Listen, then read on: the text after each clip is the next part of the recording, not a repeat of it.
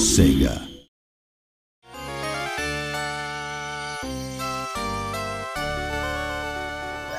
When I was thinking about what people remember fondly about the game, at the time I think it was enjoying the thrills and getting the timing right when they played it. I think enjoying the game world and experiencing the fantasy world of Disney were a big part of it too. What they'll see in the 2013 version will be nothing like the old game in some sense, but I'm hoping that players can relive the same emotions when they play it.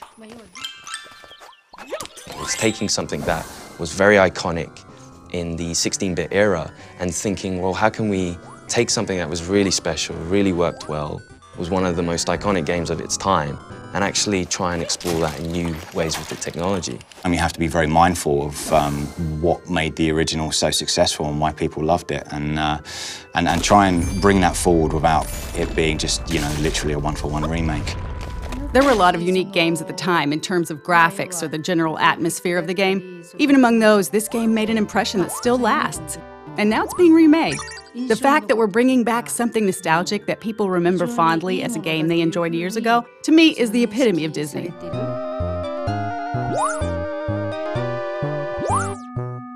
The original game, it just had a lot going for it. I think even the name Castle of Illusion was something cool, straight away Castle of Illusion says, oh, what's that? Oh, what's inside that castle? And then you've got Mickey Mouse, biggest character in the world, so straight away you're like, oh, that's awesome, we're gonna play Mickey Mouse through this Castle of Illusion. And it innovated on all levels, camera, control, platforming, and I think the core gamers absolutely loved it.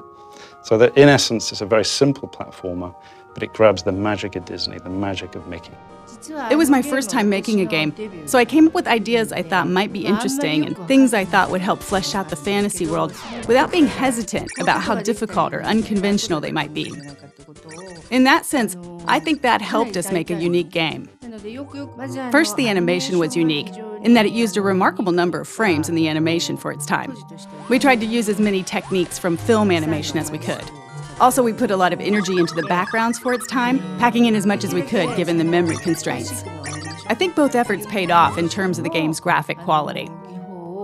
A Disney animation is always moving, from beginning to end. At the time we were making our game, if you didn't do something on the controller, nothing would move at all. So we thought, if we want to bring Disney animations to life, we need things moving on the screen all the time. These days you see it in almost all games, but at the time, we were one of the first games where your character would move even when you're not doing anything. The amount of memory or VRAM that we had to work with at the time was really tiny. You need memory to make good, rich animations, but the way VRAM had been used prior to that point wasn't very well suited for animations like that. So we worked with the programmers to rebuild the system from the ground up to let us focus more on the animations.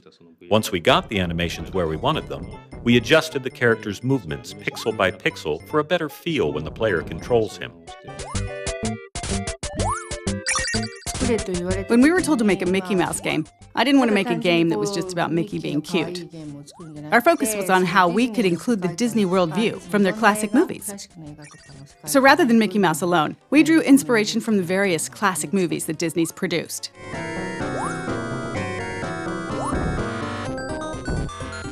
Games at the time were 8-bit or 16-bit, so there wasn't really a lot of room to work with. Most people in the industry weren't putting a lot of work into graphics or creating animations that conveyed a lot of character emotion. When we watched Disney movies and Mickey, it seemed like such a waste to take the fluid animations and beautiful backgrounds and turn them into pixelated graphics. So I think we put a lot more work into the graphics than any other title at the time. When we were making the Dragon Boss for the Candy stage, we couldn't figure out what to use for the dragon's body. Someone from Sega's US office sent us some licorice as a suggestion. Most of the team hated it, but I couldn't stop eating it. I was holding one of the hollow ones in my mouth and breathing through it like a straw as I worked, and ended up filling the whole room with the smell. When we were working on this game, I was focused on animations and recreating the world of Disney, and now, modern technology can deliver Disney visuals directly and cinematically rather than via blocky pixel graphics. The new game will be able to recreate the world of Disney movies on a level that we weren't able to reach. The world the game creates, and the game itself as well, will be that much closer to the world you see in the movies. People will be able to enjoy that as they play. The original game had this, and it's there in the remake as well. the essence of Disney, a positive world of dreams, peace, and imagination. It's the epitome of Disney, and I hope everyone enjoys that in the new game, too.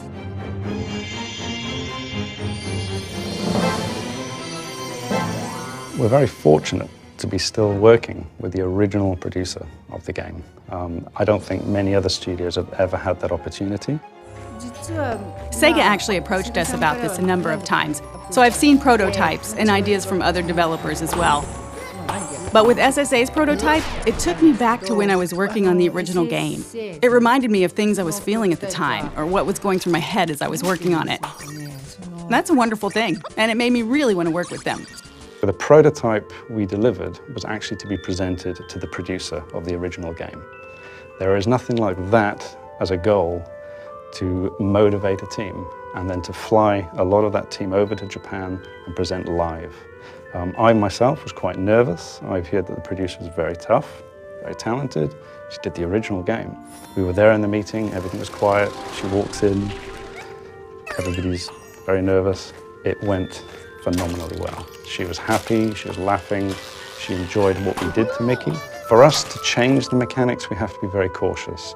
We can't steer too far away from the feel of Mickey, and we can't go too retro, because there were technology constraints in those days on what you could do with Mickey.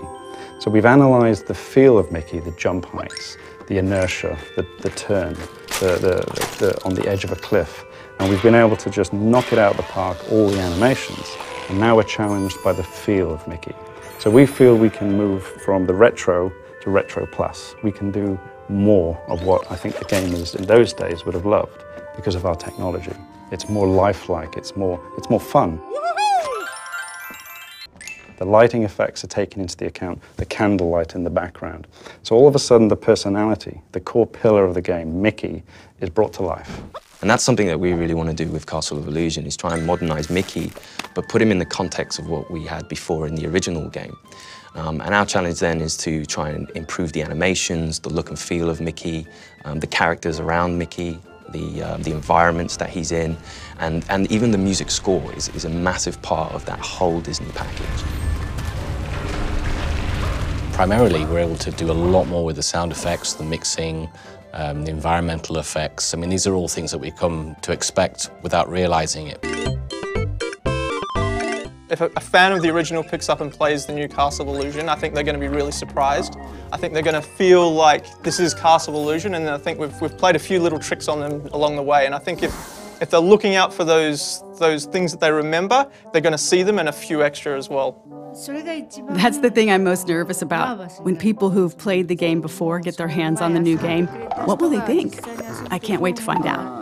It's expressed in a completely different way, but the essence is the same. So I hope the enjoyment they experience from it is the same.